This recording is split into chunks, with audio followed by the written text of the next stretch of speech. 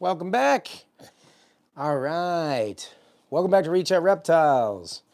My name is Garrett Hartle, and have you ever wondered if you could take a giant reticulated python trait and shrink it down using insular dwarfism from the islands of the Slayer Archipelago? Me too, you know. What's up, guys? It's a thought that keeps me up at night, quite frankly.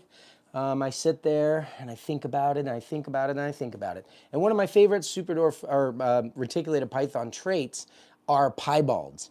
Now, if you don't know what piebald retic is all about, you need to watch one of our last videos, if not our very last video. We do a whole morph spotlight. We break it down, the history of it, piebaldism. And last year, for the first time, we did hatch the first superdwarf pieds. It's funny, I was talking to my buddy G.I. Joe this morning about how, gosh, I think it was almost 10 years ago today that we could have made the first like 37.5% superdwarf pieds, but instead we pushed the project forward to kind of refine and create the actual sizing. So mom's on the other side, but dad of this clutch right here is this guy, Yuppers.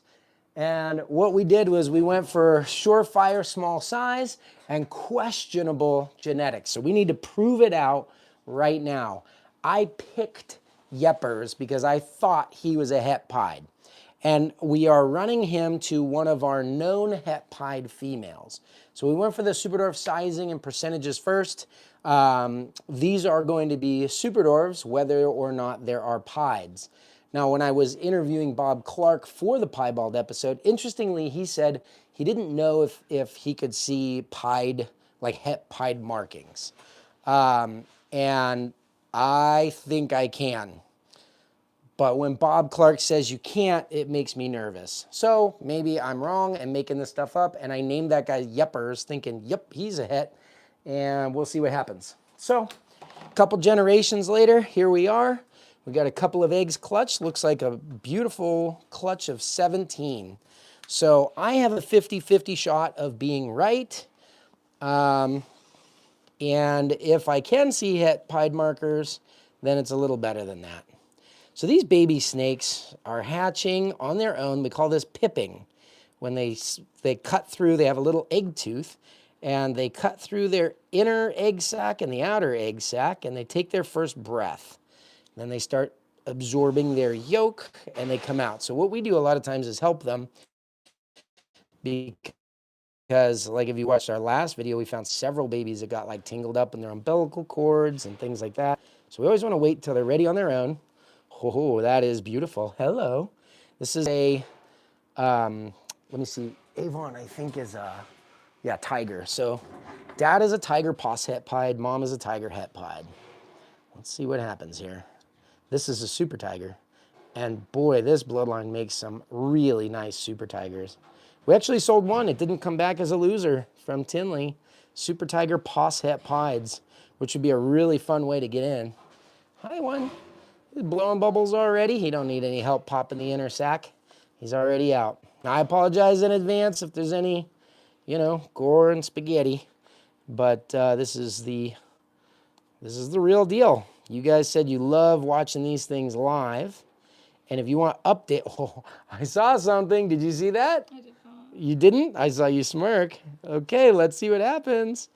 If you guys want updates on these babies after they come out of the eggs, you're going to want to join our Patreon at the Keeper tier. We're going to start doing a whole bunch of updates after they just shed out. In fact, we have a few clutches that we cut here live.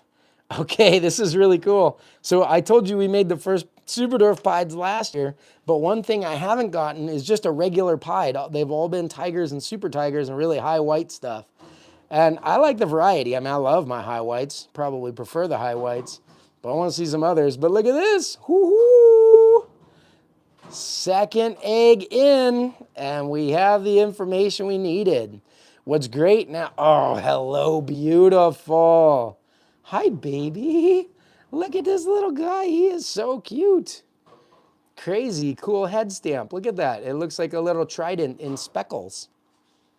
Hi, Bubba. What you doing, buddy? Take a look. So if you did watch the pied episode, then you know about the color starting here, running down the length of the neural crest, and then spreading. So take a look at that. All white belly, all color down the back. Let's Talk Herb says they can't afford to keep watching. Whoa, wait, you're not ready. Stop it. Get back in there. Oh my goodness. Don't do it. Just stay. Just relax. You're fine. You're fine. Chill. Chill. Stop. Gosh, the last couple clutches, these guys have just been way too excited. I might need you to run and grab a bin if he tries to make a run for it. We'll get one of those little bins and stick them in there. Stay. Be good. All right. Okay, well, we know that Yuppers is, in fact, he is a het pied, which is really cool because he's very small, and he is a high percentage super dwarf. And now that I know that he is a het pied, and I feel just a little bit more confident in my ability to pick the het pieds, I might just run him back to pure super dwarves again and pick out some pos het pieds for another generation, which is crazy because most people buy retics with the intention to breed. They never get to the end of it. You know what I mean? They'll get in, they'll learn everything. They're like super smart. They, Jason says not Mochino, send it back. Not Mochino, get out of here. Yep, these ones shouldn't have albinos, but there is always the chance of surprises. So that would be a normal tiger. Red one. Ooh. Was black and white and red all over, guys. Tiger het pieds when they hatch.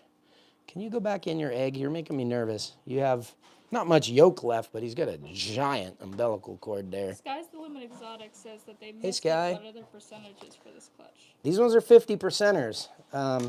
Mom was actually produced by my buddy, Jeremy Gore, from a really nice 75% Super Dwarf Tiger female to a pied pos het albino male. So low percentage animal, but from Super Dwarf there. And to rectify the percentages, you would have had to have a high percentage animal, which I was making alongside of him from different bloodlines. So my high percentage one was unrelated to his low percentage one. And that female now is a part of the Reach Out Reptiles family. Not that Jeremy Gore ever wasn't. But yeah, so we've gotten him up to 50%. And I think these 50%ers are going to be, decently small or whatever. But the target, the goal for these long term is to run them higher percentage.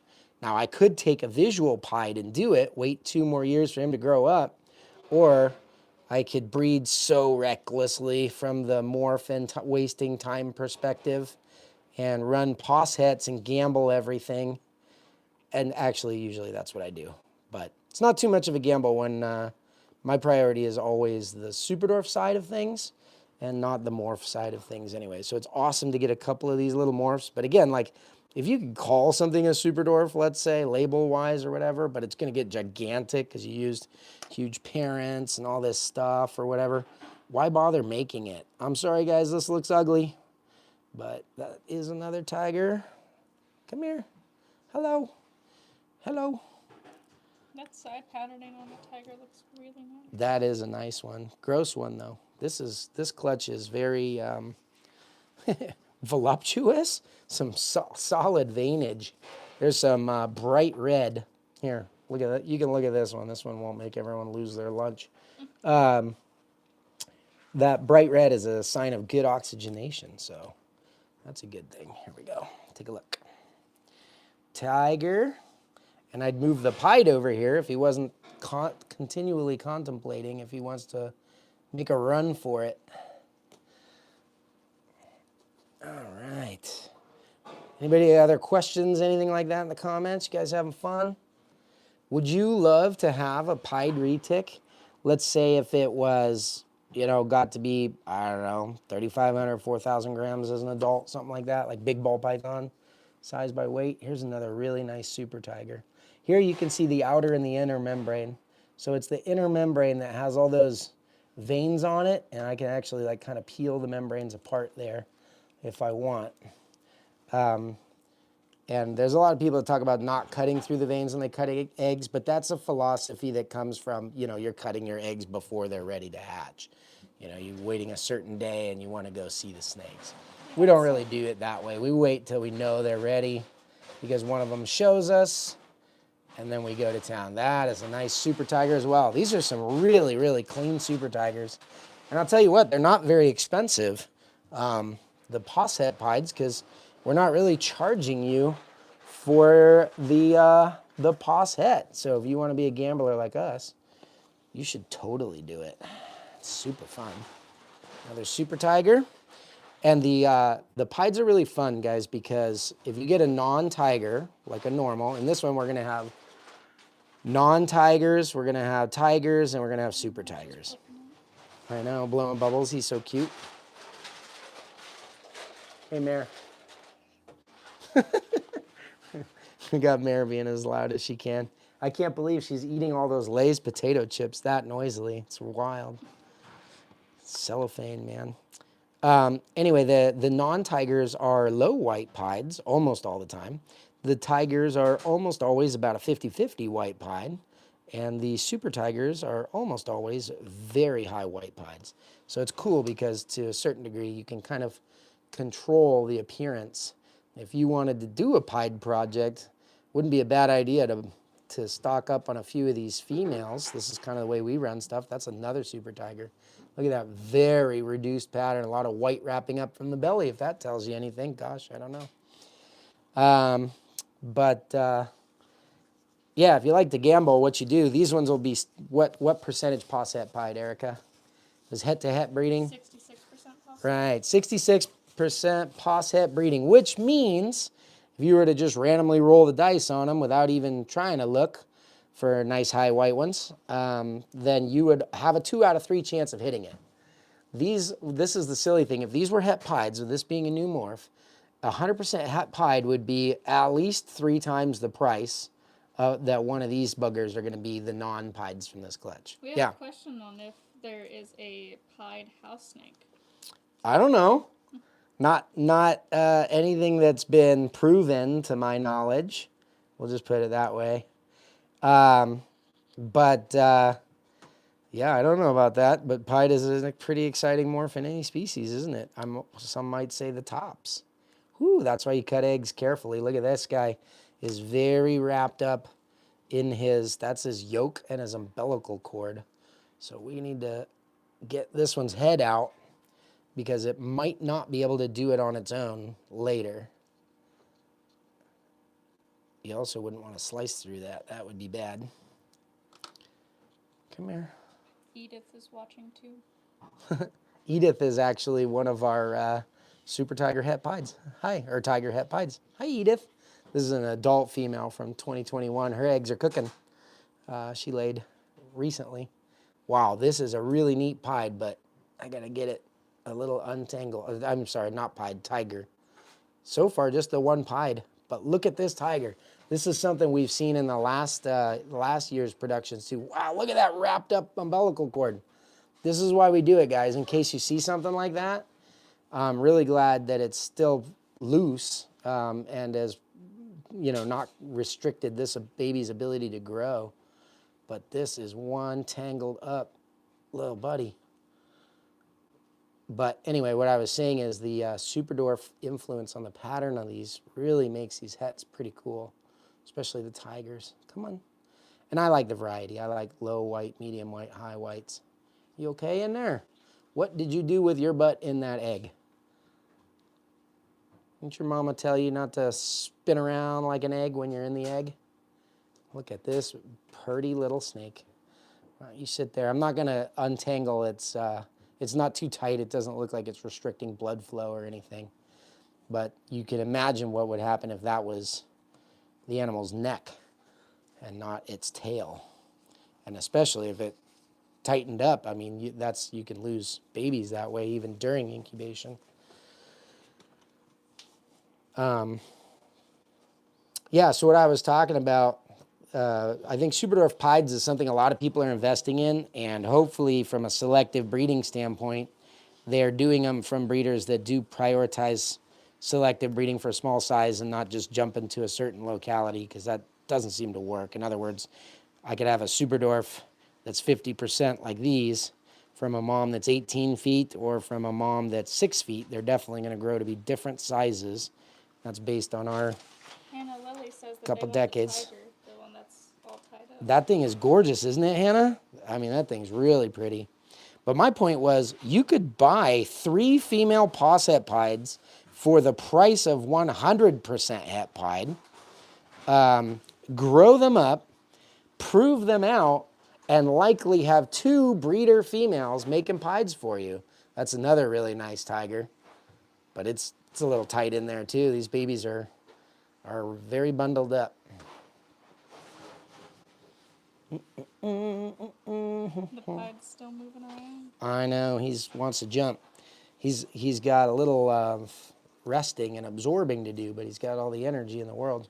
You know, we've seen them actually like leap out and tear their umbilical cords off and run away. And as a breeder, you're like, ugh. Oh my goodness. But I've actually not seen any issues with it. I mean, they must do that in the wild too, right? So what you do see the issues with are like tangled up babies that then cannot help themselves. So boy, this is a really disgusting live. One pied so far. Yeah, so far just 1 pied. Should be 1 in 4 odds. That's 66%, you know, from a probability standpoint. For every pied I don't hatch, the posset pieds are more likely to be hets. Because it means it didn't line up on mom and dad's sides. They were just 2 trains passing each other in the night. Oh my word. Oh, this sucker is so gross, but I gotta show you this one. Hi, bub. Where are ya? Oh, wow. Gosh, this is just such the cool snake to hatch. All right, I see your umbilical cord. Where is your head? Oof, this one is pretty. All right, come here. In you go. In you go. Piebaldism was really fun to study. Oh, no. That's why he's pretty. Oh, well, guys, this is kind of the reality. This one's got a kink and a short head. I'll show you. This is just something that even when you do it like this from like unrelated bloodlines as much as you can and everything, I don't think this is a product of inbreeding. This is something in the development of the animal. And just, I don't even think it's linked to pied because we haven't seen anything like this at all yet, but something that happens. Animal had some kind of, I don't know what, some kind of an issue growing up. Got a very cleft lip. You see that cleft lip? It's a little blurry. It is showing up a little bit. It's hard to focus very close up. Yeah. Yeah. Really pretty little guy. Oh, he's not even doing too good breathing. That is a downer, man. We have a question Well, if that's the what you get deformed one live. will have any chance of survival. It's very hard to say. I mean, you can see a little bit on the outside, but you can't see what's going on the inside, right? So I don't know. We'll have to see. That is such a bummer. So pretty. Taking his first breaths. Looks like he's filling his lungs. Actually, it looks like on the side, he might actually tell us something genetically. Look on the side of this spot right here. Can you see that? You're going to have to see if you can, right there. I see albino coloration. So it's a potential that this is, yeah, I see some more somewhere else too. That potentially, guys, could be a chimera where you have the DNA of 2 snakes in one body. And not a good thing for that snake. Sometimes it's just skin deep and pattern deep, but obviously can have other effects too. But if there's albino in there, it tells me one or the other of these parents was carrying het albino. And as I said, albino actually was bred early into pied retics, and so a lot of them carry albinos. Technically, it could be both. But we know that the mom produced by Jeremy came from a pied het albino. So this might actually be telling us that Avon is a double het albino pied, which we're not that far along in Superdorf retics just yet. But that would be a big thing. So I don't know. I feel bad for that little guy. I hope he makes it. Here's another gorgeous tiger. Wowee. Pattern is awesome. Doesn't it put a downer on it though? It's like, you're like, ugh. You hatch all kinds of cool stuff. I was really excited when I saw him at first, and then I could see in the egg. Yeah, he's actually really cute though. He's got that cleft lip.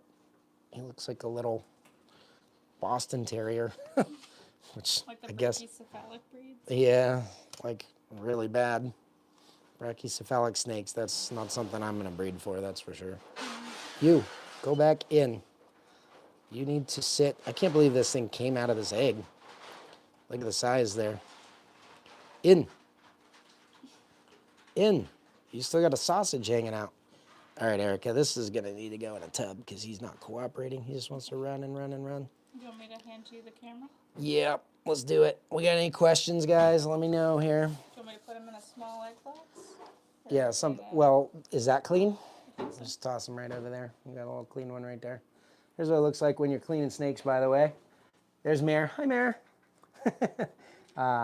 Just one little pile. Let's take a look at the parents while she does that. This is Yuppers. So this is our super small, intentionally bred het. And tough player. Wish there was reach out in Germany. You know, I would love to do an export to Germany. Maybe come to the ham show. Would you guys pre-buy something and let me come visit?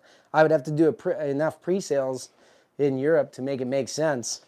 But, you know, we're working with Reptile Hub International for certain shipments. I know we have one going out to Canada here pretty soon. Should probably announce that and let you guys know. You good? All right, let's go. Let's get the rest of these babies out. So, yeah, fantasy may not be total fantasy for long if we can do it. All right, let's see what else. So we got the little runner guy in there. He's not connected to his egg anymore. Actually, looks pretty good. Just, I don't want him to hurt his self there, diving all over stuff. We'll put him back in the incubator all on his own. Okay, this egg wanted to be laid vertically. We just write numbers on the top so that we know the orientation. Reptile eggs, you're not supposed to turn around as much like bird eggs. Let's pop this sack. This looks like a neck. Hello. Good morning. Hi, sweetie. Check that out. By the way, if you guys want these bronze signet rings, I had a few made. We'll link them up in the video. You can buy one. Pretty cool. 45 bucks. Little Reach Out Reptiles. Show your support. By the way, thank you guys. If you missed our last live, we did an unboxing the losers. We've already sold several of those losers. So I'm glad that you guys, you know, we joke about them being losers. They're just the snakes that didn't sell at Tinley. So for everyone that took advantage of the 10% off pre-sale for the show at Tinley, and everybody watched the unboxing the losers video and actually was able to pick a nice snake from there. And I told you if you begged in the email, Nicole might still give you the 10% off if you're quick about it. A lot of you guys took us up on that, so thank you. That was awesome to see. I don't know when she's going to stop doing that, but she said people were literally begging. I said, well, forward me those emails. That sounds awesome. That was the instruction. Oh, okay. I was talking about posset pieds having markers. This is what I was talking about. Erica, doesn't this look like our adults from the real high percentage ones? So this is what I think a het pied marker looks like, especially in these high percentage superdors. Look at these crazy vertical bands coming up from below. Little baby's gonna poop on me first thing. This striping up top, I don't know if I should educate you guys as much. You'll pick through our babies once we get pictures. But the striping on the top is very separated from the side rosettes. To me, that looks like a yuppers to me. And what is cool about that is that, you know, I really like taking these morph males into these superdor females over and over and over and over again.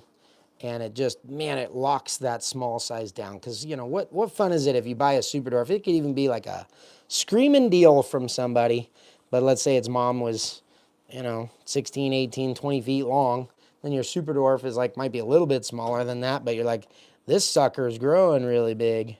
You know, I thought it was supposed to be superdors. Maybe I don't believe in a superdorf anymore. But really, it is down to like, I don't know if people just don't know that. I mean, we've been saying it for 10 years, but like breeding practices make a big difference, right? Selective breeding is what it's called. Some people think they're the only ones that do it. And gosh, I mean, maybe they're right because some people just breed for labels, it seems still. But if you, just like with a purebred dog or something like that, if you're getting them from a good breeder that cares and develops that breed over time and is all about it, and also, you know, it's not like everything we make is outrageously small. Like these are going to be bigger than their dad was because of the mom size. But we work in that direction. And one of the things we like to do here, I should actually make a video about it. Let me know in the comments. If I did a video about how you should ask for a super dwarf, you know, because like when we advertise, boy, we are not hitting the pieds here. That's a really cool super tiger. For every one that doesn't come out pied, it means those pieds split in half and went into all these possets. You know, half of their genetics is from mom, half is from dad. And they have to line up magically to get a pied. So it should be 1 in 4. So far we have 2 out of 17, which means a lot of people are going to get some cool posset pied stuff. It means a lot of people get to have the fun of gambling. Babies. Gambling. Uh-oh, just as we said it. Okay, I'm going to definitely say this for every egg that hatches now. The lucky number 13 right there. Sky's the Limit said that would be a cool video. Yeah, I want to say, like, you know, what should you ask for? Because, you know, we at Reach Out Reptiles, we're not trying to like slap a label and then expect you as, you know, maybe a beginner or even just, not even a beginner, you could be an expert, but just less experienced in super dwarves or less experienced in our bloodlines of super dwarves for sure, right? No one's going to have more on us than ours. So it's kind of like, how do we find the right snake for you, which is something that we're kind of known for. We don't have a buy it now button on anything, and we explain everything. The only ones we even sell quickly at all are, you know, as from like you just saw it, now you're buying it, is on our Palm Streets. Look at that beautiful pied. Again, you can see all the color and pattern running down that neural crest. It's literally coming out. And then as it goes down, the piebald mutation stops it. And if you guys can tell, see the bottom of the color? See how it's all black and gray? That's where those melanophores are getting stuck and piling up. So that's pretty cool. This is literally like a lesson on piebaldism in action. So anyway, yeah, if you had questions about something like that, or maybe you're just getting your first pet, you know, instead of saying, let me learn from everybody on the internet, which I think everybody has been around the internet long enough to know you should definitely believe everything you read on the internet, right? Especially when someone's trying to sell you something. They're not motivated by money at all. We have a comment about how it'd be really cool to see a pied cow super dwarf. That would be pretty interesting. I don't know that it would be a good idea because the cow is really similar in retics to things like lessers and ball pythons. And lesser pieds have like eye issues and stuff like that in ball pythons. So it might be a similar thing. But you've got an opportunity for the best combo name ever. Right, Erica? Hmm? What would you call that snake if it hatched out? Here's another tiger for someone. Jeez Louise. Pied cow? Nope. Reverse that. Come on. You need to drink more of that Monster Energy. Yeah. What are you going to call it? I don't know. A cow pie. Oh. Don't you want to make a cow pie? You didn't grow up around cows. You know what a cow pie is, right? It's when they poop. It looks like pie. It looks like a patty on the ground. Okay. Check it out. You think maybe high percentage superdwarf influence and pos het pied, we'll say, but look at that. When's the last time you saw a tiger that looks like that? So here's a real classic one. There's a real striped one. It's pretty neat. And it does make sense that they would get a little bit of pattern change even in the heterozygous form because of the way it does. Is this the last egg? This is the last egg, but yeah, sounds like you guys want to see that video. How should you buy a superdwarf? And I'm not talking about, let me teach you everything as a first-time buyer, and you can roll the dice with some label off someone you bought online and just see what happens. What I'm talking about is, let's say you're like, okay, Reach Out Reptiles has taught me a lot over the years. They're obviously all about super dwarves. maybe they know a thing or two about Superdwarfs, and especially their own bloodlines. Like, who's going to know more about the stuff we breed than us, right? That just makes sense. So if you come to us and you ask us a specific series of questions, like, I want this, I want that, you'd be amazed how many people, like, never say anything, for example, about the temperament or the size when they're buying something. They just assume they're going to know because they read something on a Facebook group or something, and they just buy it, right? And so a lot of times if we're like, we'll ask, for example, like, is this a pet or a breeder? Like, if this is going to be a pet and you're like, yeah, I just want something for my daughter to hang out with, you should probably ask. There's the first normal in the clutch. So no pieds, but no normals either. Look at I that. had a comment about throw Anery in there and call it a moon pie. I love it. A moon pie or a cow pie. I would love to see an anery pied. I think that would be fantastic. I mean, a lot of these, they actually have a color tone to them. And it's quite possible that we have anery running in some of these bloodlines already. So, gosh, well, 2 pieds for us to keep, and then a little bicephalic, chimeric, don't know what's happening, pied. We'll see if that guy even makes it out of the egg.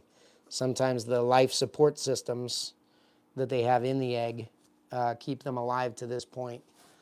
But I don't know. I'm sorry, buddy. But this is great. This is a huge piece of the puzzle because now we know not only is Yepper's throwing fantastic looking high percentage Superdwarf stuff into these, but I can breed him forward another generation without even waiting for any of these to grow up and make some really, really high percentage. He's 62.5. So if I bred him to a pure Superdwarf or an anery, we could make him extremely high percentage. If I was going to do that, what locality do you guys think I should use? We have a question about if there's a palm streak coming up. Not this week, not tonight. It has been quite a week. We just got back from Tinley. The entire upstairs looks like Tinley booth unpacked right now. I got to box it up and get it ready for the next show. We have a vote for Karampa. Karumpa pieds? That's not a bad idea. Would they look better as Madus? I don't know. How about Tombalungan pieds? You want some like super intense yellow tiny ones with chonky heads? Poker, Tombalungan. Yeah. Everybody likes the super. I think they're 2 very different directions, but Karumpas and Tombalungans are the 2 ends of the extreme. And you know that we've never hatched enough Tombalungans here to sell any. I've gotten, I think, 3 for myself in all the years I've been trying to breed them. But this year, we've got 3 clutches on the ground. So if you want something cool and exotic, you guys know how to buy stuff from us, right? Even if you don't know how to vet yourself, I think we should make this YouTube video, like how to qualify yourself or find the right snake, asking certain questions. Sulapides would be, Sulas and Tombalungans are similar, but Sulas are bigger. So if I bred him to a Sula, yes, it would be higher percentage dwarf and Superdwarf on paper, but that would make a larger snake. I'm interested in making these smaller so more people can have them for now. So I think between Sulas and what do you call it? Wait, are you saying Sulawesi? Why am I saying dwarf? It's not higher percentage. I was thinking Slayer. Slayers are bigger. Sulas would be cool. I like the goat line stuff is already shrunken ones. Jamps would be cool. Yeah, I like a lot of it. But anyway, what I was going to say is if you guys want to get into something like a chance to buy a pure Tombalungan or whatever, you just email us at info@reachoutReptiles.com and ask to get on the waiting list. You could do that exact thing for even just this clutch. What clutch is this, Erica? What clutch number? If they say, put me on the list for a gorgeous tiger. Clutch 11? Clutch, yeah, you're right. This is clutch CL26011. So if you want to email us and ask specifically, you're like, hey, Garrett's misfortune is my good luck charm. Almost all of these guys are probably going to prove out to be het pieds. You okay, buddy? This is a snake with hiccups. Look, see if he does it again. There's so much just like other babies. So cute. Whatever happened to the Reach Dreams project? Oh, it's hot. They're awesome. We still have the original male. The Reach Dreams females, the first ones that we made, there's a particular line of Calatoa, probably the best known line of Calatoa, most documented and publicized and, in my opinion, prettiest. But the first generation females that we made from that are potentially coming online to breed for the very first time this year. And something that I said in the beginning that I plan to stand by is, you know, my buddy, the late Forrest Fanning, actually helped me source those animals originally from Dan Maleri. And it was a lot of fun. He sent them here. He's like, who else would I want to work with on Superdorf project, especially a pure locality project, than Reach Out Reptiles? So he sent them here, and we were going to do a joint project. But it was only maybe 6 months-ish, give or take, after that he passed away. And he left behind his son, Lars, who's like my buddy, you know. So Lars and the females are both 4 or 5 years old this year. I think they're 5 years old this year. But hopefully we're going to see some females out of that. So what I said was, instead of giving him half, you know, I talked to his wife after he passed away. And I said, listen, instead of giving half the proceeds on that clutch to you guys like I normally would, I'd like to take all the proceeds from every single one of those females that we raised up and put them in like an account for Lars. His dad was really big into academia and education and stuff. So she started up an educational account for him. We've already put a bunch of money in there. It's earning interest. So it'll be earning interest his whole life. But if we can get 3, 4, 5, 6, 20 clutches out of that bloodline and push it, I mean, it's the coolest Kalatoa bloodline ever, but I think that gives it like the coolest twist too. We'll get Lars up and at least give him the option of whatever kind of education he wants. I think that's what his dad would have wanted. So I'm excited about that. Another good thing to get on the waiting list. We got all kinds of fun stuff going on around here, guys, and we would love for you guys to be a part of it. So yeah, shoot us an email, info@reachoutreptiles, and we will catch you next time. Come on, Pides.